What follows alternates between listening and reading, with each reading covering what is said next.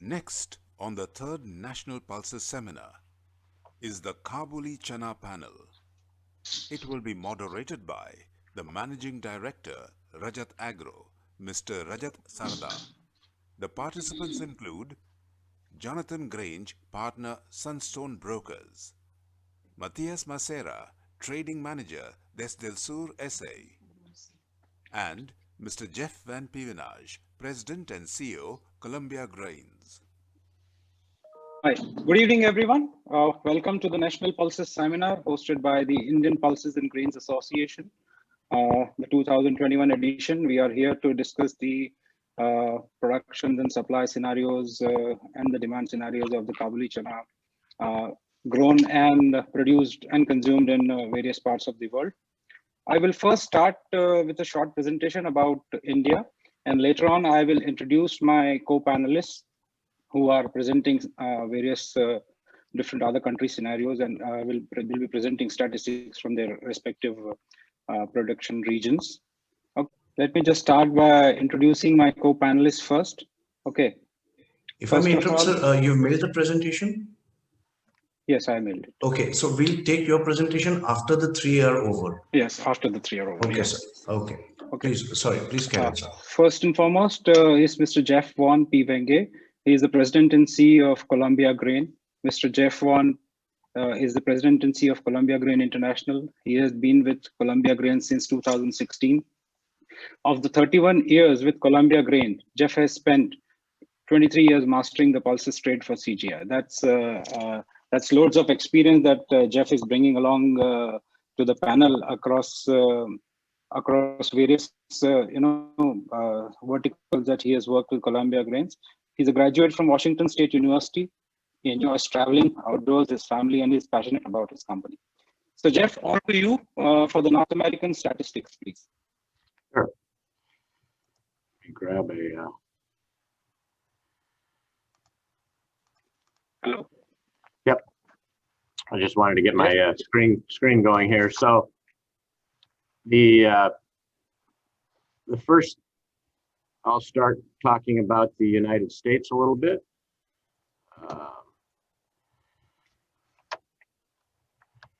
See if I can get mine to move over. Can everybody see my screen now? Yep. Yes. Okay. I've got to. There we go.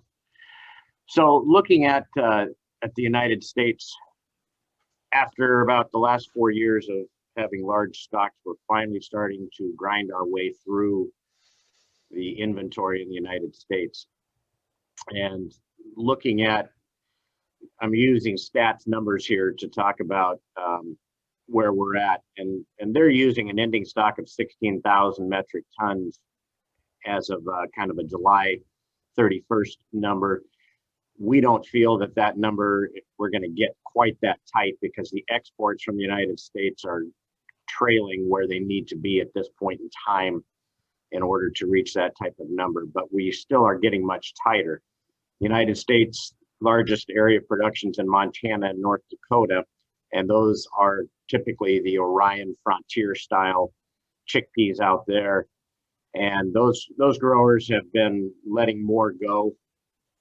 So those stocks have really tightened up, whereas the better quality Sierra, Nash, Sawyer varieties from out in the Pacific Northwest, we tend to have more of those stocks available still this year. So looking at production going forward, estimate numbers, again, I've highlighted the acreage number because we feel that that's too high of a number. We're not going to attain that type of production this year. We'll probably, I would say, produce somewhere in the neighborhood of about 200 to 210,000 metric tons of chickpeas this year. All the commodities are really strong this year. So your wheat, corn, soybeans, flax, canola options are much better than chickpeas are this year. We should still see some improvement in acreage, but we won't see it as big of an improvement as what some are projecting at this point in time. Nevertheless, with COVID hopefully moving on over the next year, we'll see demand come back better. Relatively good chance you're going to see United States chickpeas virtually sold out by July of 2022. Some of the things we're looking at, as I said, 2020 had a larger caliber. The larger caliber crop was smaller, but most of those crop is still remaining out in Washington, Idaho. We worked through over the last year a lot of the 2019 crop, which we had a lot more poor quality in that crop. And most of that's pretty well worked through now. You've even seen the pet food market increasing in the United States, and that's been eating up a lot of that crop. What crop is left out there is in really strong hands because farmers are getting good money for the rest of their commodities, and chickpeas, frankly, are on the lower end of it, and they feel there's no reason to sell them because everybody knows that the ending stocks, the inventory is getting tighter, and they're cash flush with what they're selling in their wheat, corn, soybean stocks. So as I said, we do expect an increase in acres this year, probably closer to 300,000 acres. You're going to see more varieties shifting towards larger size in the United States. So we're going to have more 10, 11, 12 millimeter chickpeas. We'll have less 9 millimeter. And I don't think we will export virtually any 8 millimeter chickpeas this year because the domestic buyer in the United States will buy that. Moving on, looking at the Canadian chickpeas, and there's been reports out over the course of the last 10 days showing that the stocks in Canada are still rather burdensome. And that needs to be watched for sure. But again, what's left there is in strong hands of growers, and they're cash flush and they don't really have a need to sell them. So they are anticipating much smaller production in Canada this year of chickpeas as farmers will move towards yellow peas, canola, wheat as an alternative to planting chickpeas this year. So over the course of the next 18 months, you'll see us grind through the inventories up there with a smaller crop. You know, as you look at over 200,000 tons, that's a good year's production in Canada. What was grown in 2020 is excellent quality. So there's a lot of high quality 8-9 millimeter Canadian style, the Orion Frontier varieties. Also starting to see a few more food aid donations going on around the world. So a lot of that production or a lot of that market will be fulfilled by the Canadian stocks up there. They're looking to reduce their acres in Canada this year about 25%. As I said, a lot of good choices for farmers to grow this year. And Kabuli is a risky crop and an expensive crop to put in the ground. So you will see some reduction there, and price trends are going to move higher. And looking at the Mexican crop this year, again, an expected smaller crop, smaller production area and going into the ground, working through their stocks. Most estimates of everyone I talked to in Mexico are anticipating somewhere in the neighborhood of 30 to 35,000 metric tons of carryout this year. However, with a smaller crop, smaller exportable supplies, kind of expecting somewhere around 110,000 tons, so the smallest export crop in 5 years in Mexico. And given that, good chance that they're going to also be completely sold out of chickpeas by this time next year.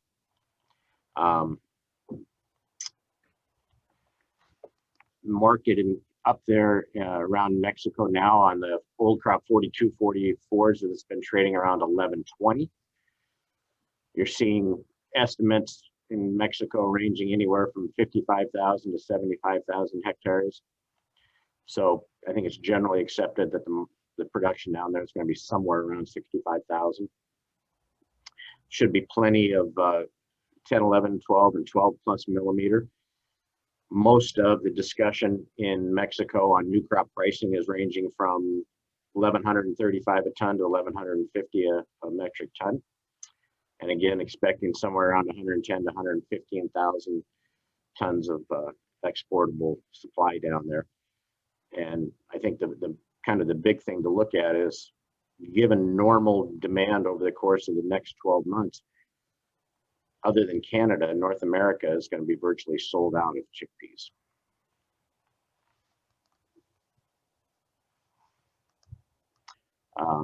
So that's kind of what I've got.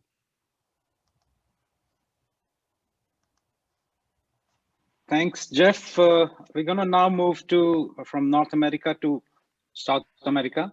And here I would like to introduce another of my panelists.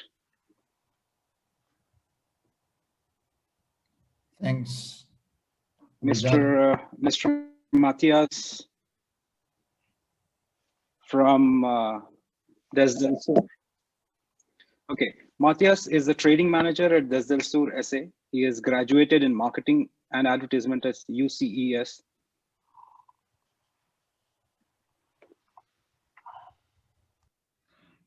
He has graduated in marketing at UCES, and he's going to be presenting Argentinian figures to us, and will give us insights into what lies behind the Argentinian figures now. Is the story true that the Argentina is virtually left with no chickpeas this year? We'll get to know in a short while. Matias, over to you. Thank you, Rajat, for the introduction. Thanks, IPGA, and thanks our Chamber of Pulses to letting me speak in this conference. Well, I don't know if you're seeing the screen, my presentation. Yes, we are able to see that. Okay, great. Well, as you see, you can notice that our current crop, that we name it 2020-2021, as our harvest time is in the months from November to December, we got a big reduction, almost 30% less in planting, more than 30%, and the harvest was around 60% less. The main reason for this, it was because of the very low subsoil moisture during planting, and another thing was because of the low prices. So the farmers decided not to plant much.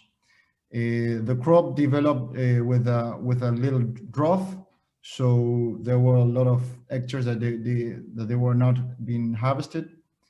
And well, so these are the current figures. The quality was extremely good.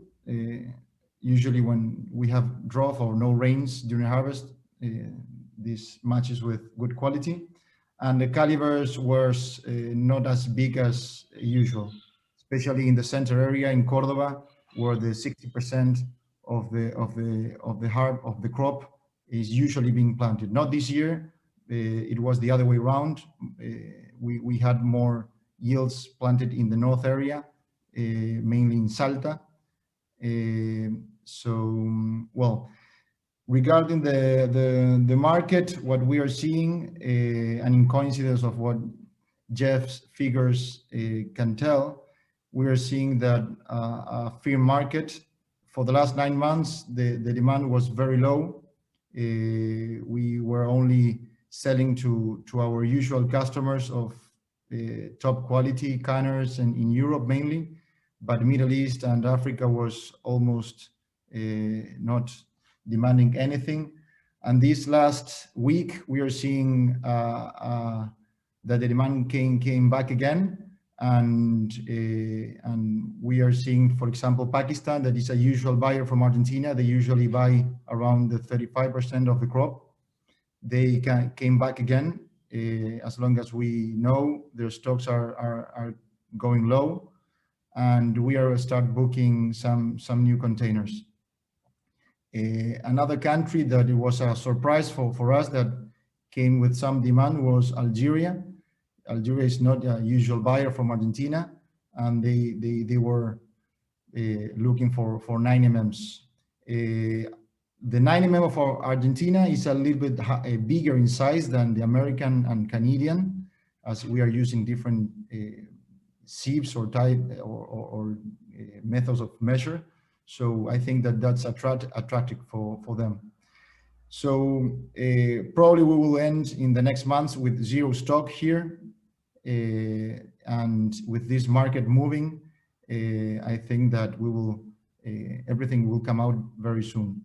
I think that the information we have is that India is going to have a smaller crop than expected. So then probably you will let us know what's going on over there. And regarding prices, that was one of the things that I want to talk to. The last prices or the current prices are around, for the 7mm is between 620 and 670, depending on the quality, the certification the buyer asks, because this is something very strict right now, especially for European market. 8mm is between 720 and 760, and 9mm, the last business done were around 800 or over that. So we are expecting a bullish market.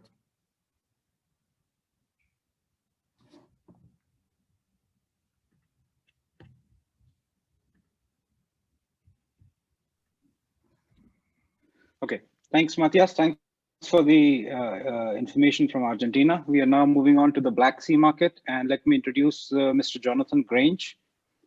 Mr. Jonathan Grange is a partner at Sunstone Brokers. He has extensive commodity trading experience, mainly in agriculture and specifically pulses, oilseeds, and vegetable oils. He learned to trade with Louis Dreyfus in Paris in '80s and was the head of soft seeds and veg oils for Andre & Company in Switzerland in the '90s. In 2001, he started an IT company in India. Oh my God, that's something that's come as a surprise to me. He started an IT company in India and then spent some time in Ukraine farming. So he has worked as a cash broker since 2011, starting the oilseeds and pulses department for a Swiss broker. In early 2016, he started Sunstone Brokers with his partner, Sergei Repetsky. The company tries to deliver comprehensive market understanding, integrity, innovation, whilst being a sounding board for clients. Sunstone Broker provides reports with fundamental analysis and the impact of macroeconomics on commodity price. Wow, what a curriculum vitae, Jonathan. I mean, I'm really impressed, seriously. So that brings loads of experience from various fields, not just agriculture, even IT and farming and all these things. So let's have the inputs from Black Sea. Over to you, Jonathan. Okay, you've got my presentation, right? It's only 2 slides, but you have it, or oops. Yes, no. Yes, no. You can play it. You can play it from your screen also. Okay.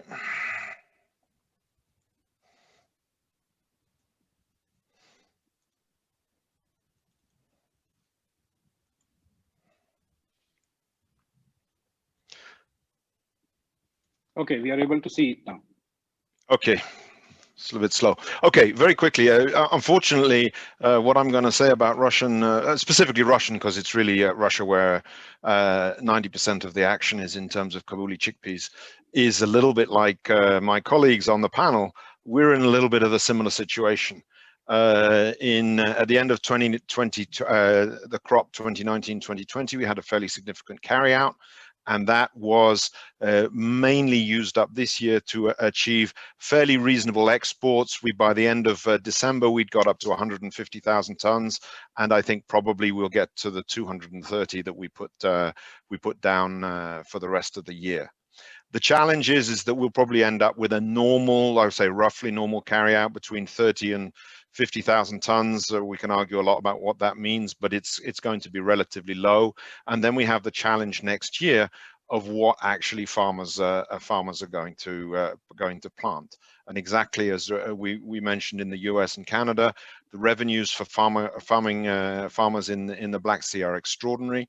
The spring crops are offering huge opportunities, and so our challenge on the Kabulis, which is a relatively high risk crop, is can it compete with all the other spring crops?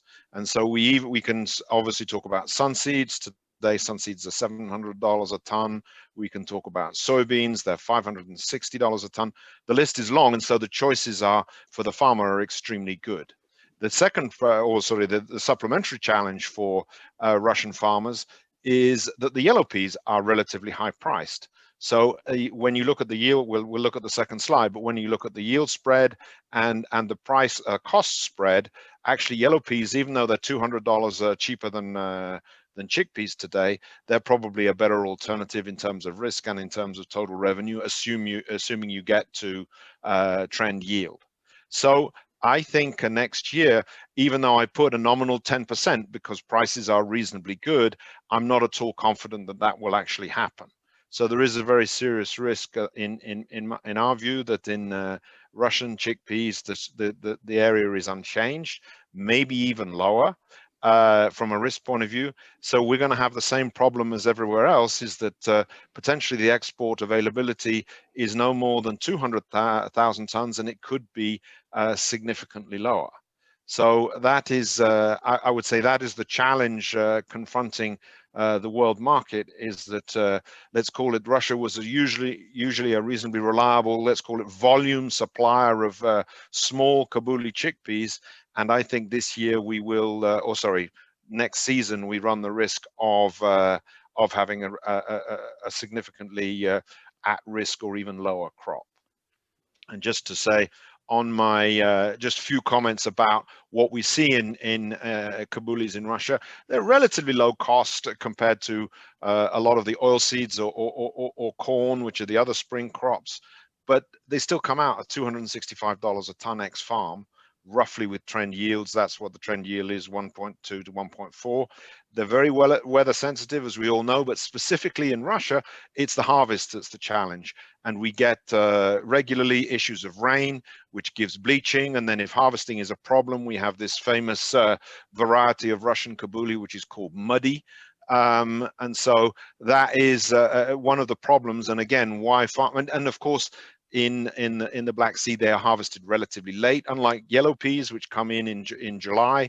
Kabulis are another month and a half later, so there is a higher risk of adverse weather. The price is okay. We're talking, let's say, over $500 for just standard Kabulis today, but it's a very low spread against yellow peas. So I think, again, we're going to have a tendency to go towards the yellow peas. And as we mentioned, there is a big choice for farmers in practically everywhere he looks. And even if we say that Russian wheat could be a challenge, it's a little bit late, so that's not going to be a problem because it's already been planted. But if you look at sunflower seeds, are $700 a ton, linseeds are $700 a ton. It's very difficult to see that the farmer is actually going to take the risk on planting a big volume of Kabuli chickpeas. That for me is it. It's unfortunately, I think we're all talking about the same. The challenge is the farmer and what he's got as alternatives to grow.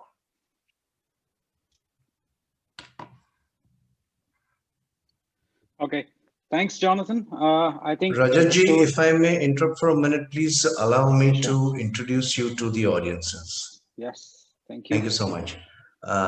Mr. Sarda is a seasoned professional and fine businessman in agri-commodities market.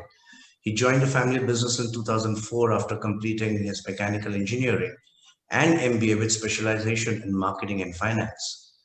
Since then, he has strategically and meticulously worked to bring the business to new heights.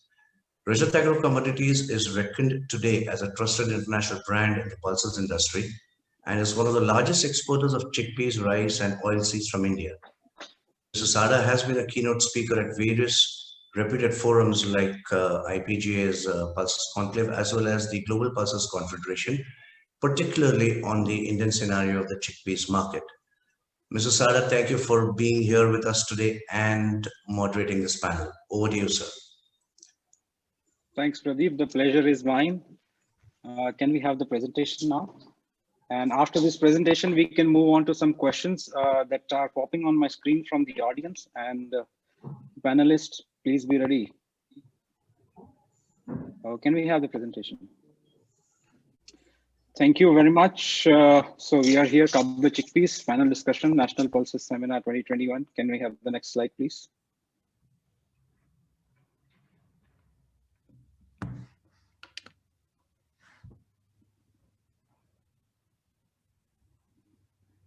Okay, let's see what are the key factors affecting production in India.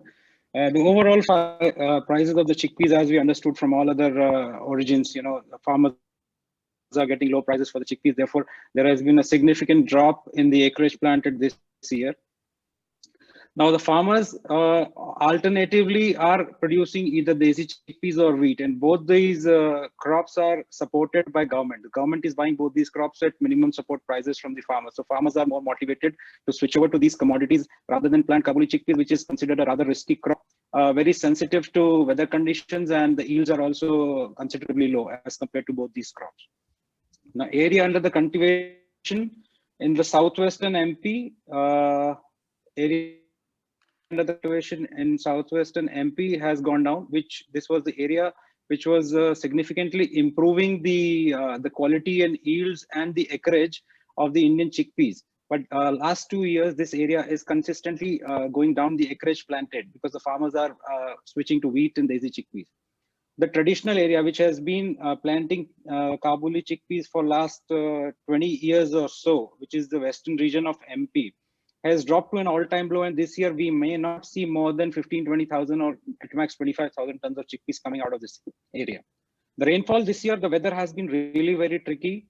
The rainfalls lasted till end of October, and because of which the Kharif harvesting was delayed by a month, and therefore the sowing for the next crop, the Rabi crop, was delayed by 1 month, and hence the harvest would be affected, and the harvest would again be delayed by almost a month. Can I have the next slide, please?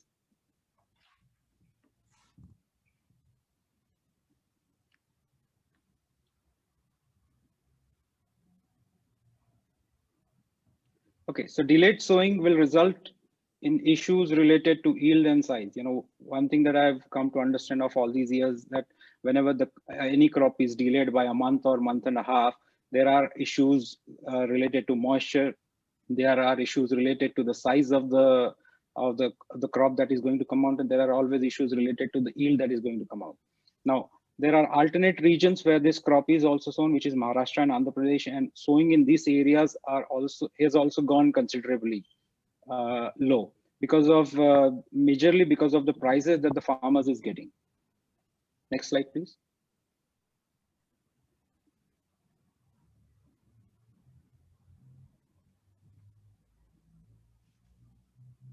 Okay, so here I have tried to make a table out of the various aspects, the production, the carries, the imports, total availability, the exports, and domestic consumption.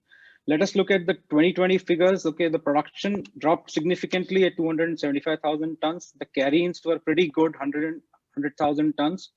Imports were almost zero because the government introduced a duty of 44%. There was a significant duty, and all the advanced licensing was stopped, and 44% import duty doesn't really allow us to import any chickpeas.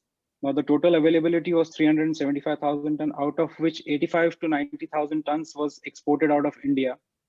The domestic consumption stood at 215,000 tons, and 50,000 tons was either used as seeding or the off grades and the wastage which come out of the chickpeas market, or the weevils, which really goes into the crushing industry, which is not used either in domestic consumption or in the export.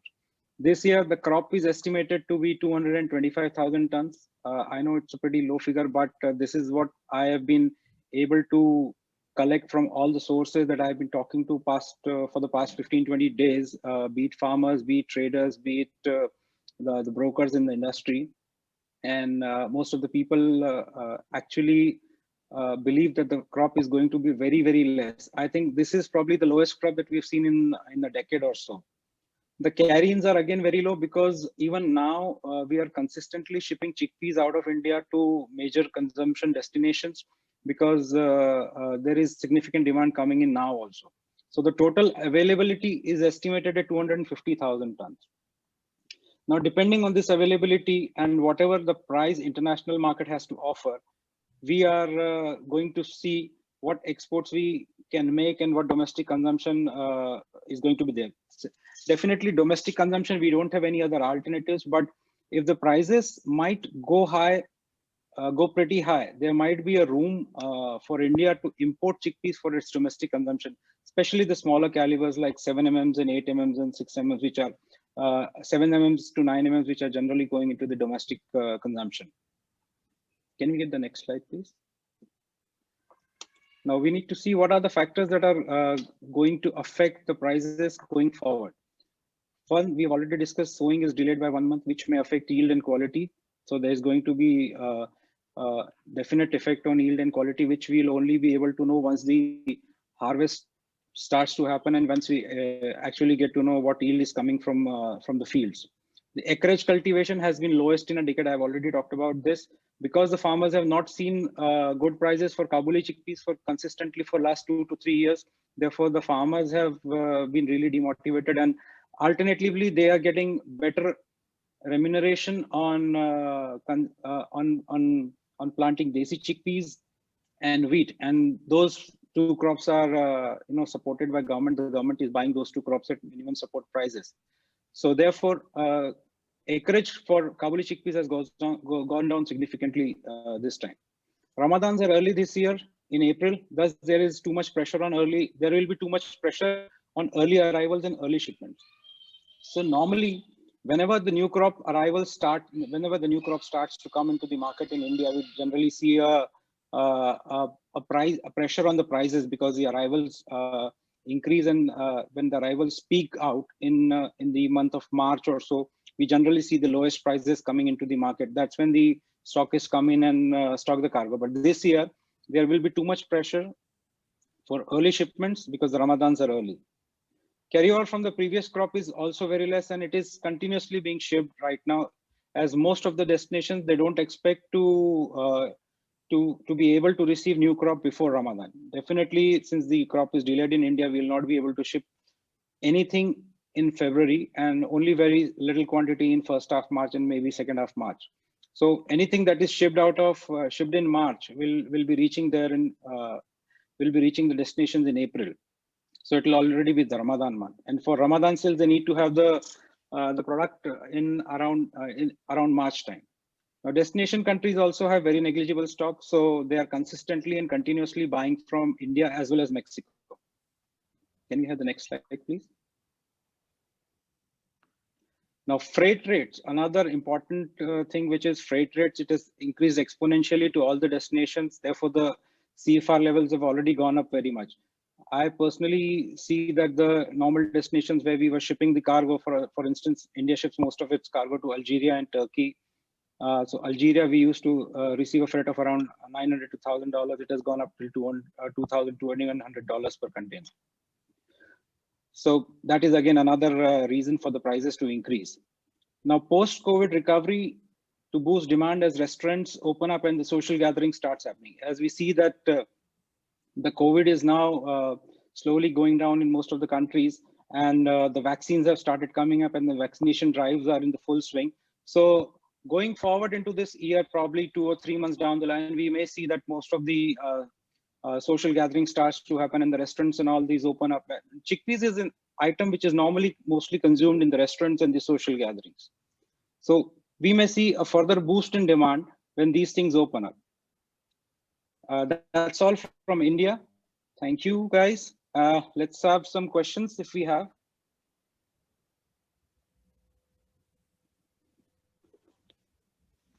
Okay, so we have the first question here. This is from Jeff. This is for Jeff, sorry.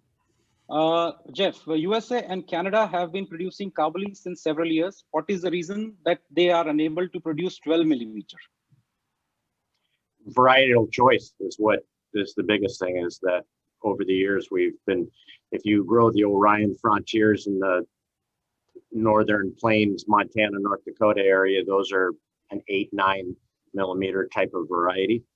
And the PNW has been growing and had desire and demand for the Sierra variety.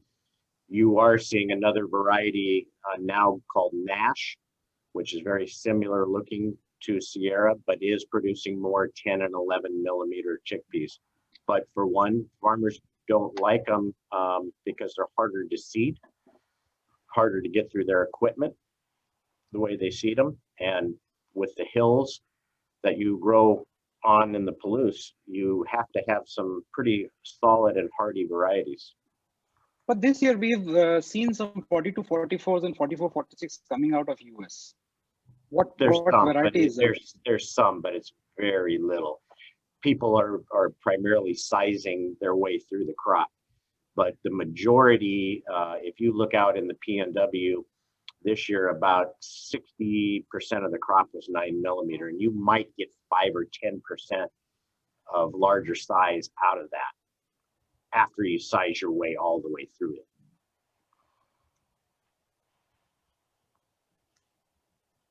Okay, so we'll now move on to the next question we have from.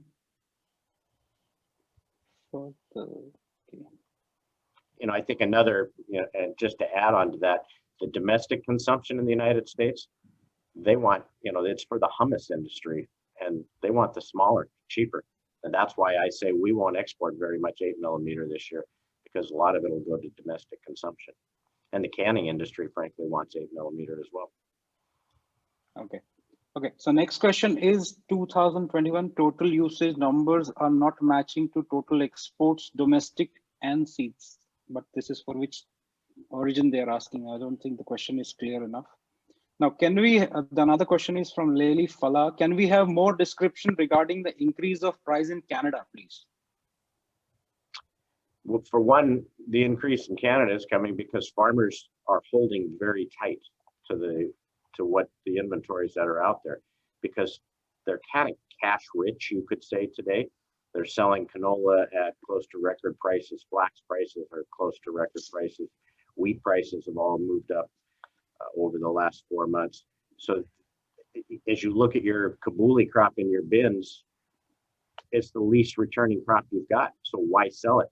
Because in general, if you look at commodities, gold, silver, wheat, corn, soybeans, I mean, the Chinese are buying huge quantities right now. Everybody's busy with everything else. There's not a reason to sell the Kabuli today. And I think, frankly, there's a lot of capacity, processing capacity that's being used for other commodities, and there's no return in processing Kabuli. So why sell it? Why waste your processing capacity on it when there's good demand for lentils, good demand for peas today? Put your capacity to that. You've also got big transportation problems in North America right now. Container availability is miserable. Containers are being moved out of the United States, out of Canada, back to China without any cargo, because they're getting such good return bringing product from China back to North America that they don't want to wait to load them with agriculture commodities to take them to China, because the rates coming out of China today are almost $4,000 a container, and they would get maybe $600 a container to take it back. They want it back in China to fill it up with all the goods that the consumer in the US is buying with the stimulus money.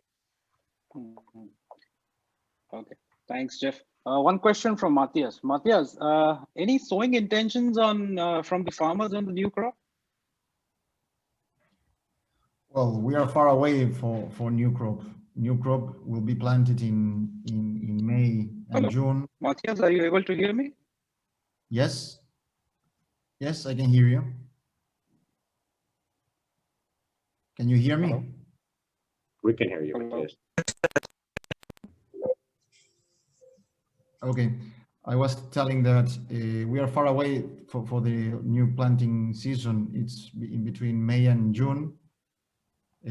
Up to now, if the market ends bullish, probably we will have more than last year, but all commodities and winter crops probably will compete with the chickpeas. So let's see at which price the chickpeas ends during that time.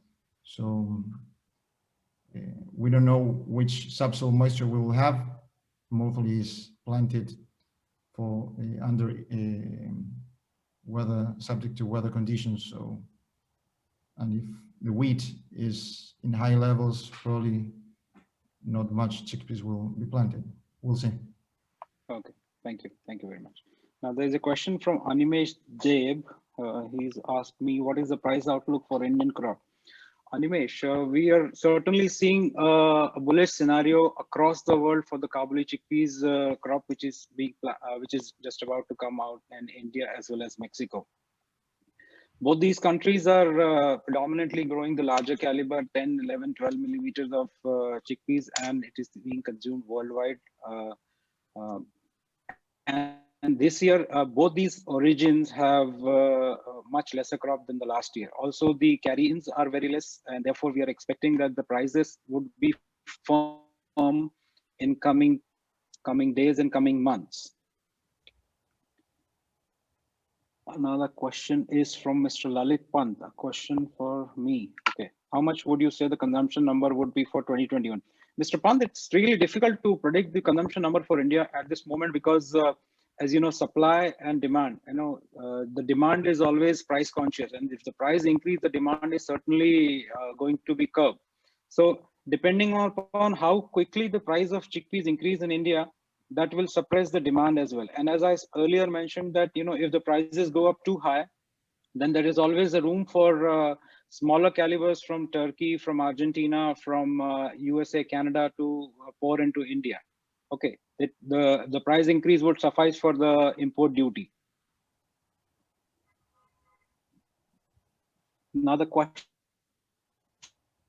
from Mr. Satish Upadhyay. Since almost all the origins, the crops in all-time low and the stocks at importing country, don't you see the price will be at all-time high this year? Certainly, we can assume that the price can go at all-time here, but we should not forget that we are in a COVID scenario where most of the social gatherings, the restaurants and places of meeting and greeting, people gatherings are very limited. And chickpeas is an item which is majorly consumed in restaurant. In India, if you see, it's mostly a restaurant item. It is the item which is majorly consumed in the wedding receptions or the social gatherings that happen here. So all these type of gatherings are very limited. Therefore, we cannot really predict what sort of demand we are going to see in coming years. Yeah, but the scenario looks positive to me because the vaccination drives are in full swing in most of the countries. And the number of new cases that are being recorded every day in India are also not very high. It's at a very moderate to a low level now. So I can see good potential in the prices of chickpeas to go up.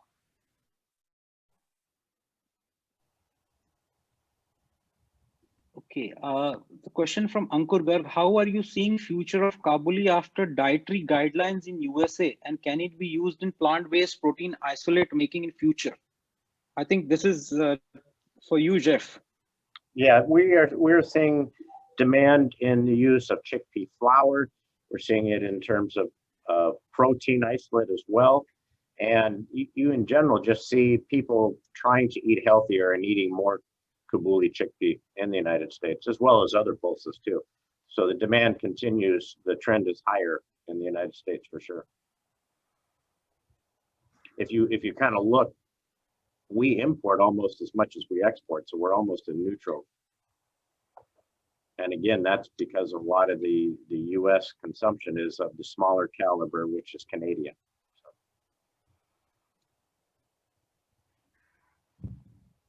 Okay, so I think we've almost reached the time, Pradeep, or can we take a couple of more questions?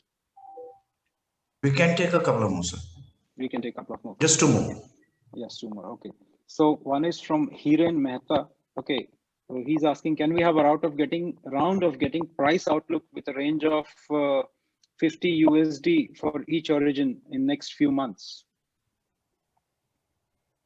So Jeff, can we have the price from you within the plus minus $50 range for USA and Canada and the Mexican chickpeas? Same from you, Matias, and same from you, Jonathan, for the Black Sea origin. And I'll be doing for the Indian origins. I would put on the US 9mm, if you want a $50 plus minus, I would call it $900. I don't see, there may be some trading in the low 800s, but the last trades we've made for 9mm have been above 850. Mm-hmm. I don't see very much 8mm. They mixed. So this is cost and freight, or this is FOB levels? this is cost and freight. Okay. So, okay, cost and freight too? $900 into, say, the Pakistan Okay. market. Okay, so basically Indian subcontinent. Yep. The mixed caliber product is probably somewhere around 750 today. Mexican has been trading in the 1125 and probably trending towards 1150 for 42, 44. And the Canadian product, I would call it an 800 to 850 type of level. Okay. And I think those trend over the next 6 to 8 months, they'll trend $100 a ton higher. Okay, Jonathan, can you do the same for Black Sea? A little bit of a challenge because the old crop, which is was harvested in August, September last year, is probably limited in its availability. Let's say there's probably maximum 50, 60,000 tons, and probably I'm a little bit on the high side. Currently into Pakistan, value is at around $600. And the problem again with the Russian is you every time you come out with a parcel, it tends to have some sort of issue, whether it's water damage, whether there's a little bit of mud in it, whether it's high brokens and splits. So to call a really whilst I think the outlook is clearly bullish whichever way you look, we really have to see what's going to happen in the new crop. The plantings will be in 3 months, no less, 2.5 months. So we will probably have to see what happens for August, September. Right now, yellow peas for new crop in anticipation of a much bigger area because they're very high priced is around $300, sorry, a $40 inverse. And so maybe we get the chance to see that the Kabulis have to price themselves at much higher levels. But frankly, they have to be higher. To get a higher crop, to get a higher area, we have to see higher prices. We're not going to get them otherwise. Matias? Well, same as Jonathan has said before, our current prices probably will not be the same as the next week's prices. I think that we will increase them in the short term. Just take a wild guess. I mean, we're not asking. Will not be. You know, taking a bid or offer from you. No, it's just a wild guess. It's okay. This for the 7mm between 630, 670, 8mm 750, 770, and 9mm probably over 800. Okay, thank you. Okay. As far as the Indian 40 to 44 is concerned, I would put the numbers at around $1,050 FOB levels. Okay.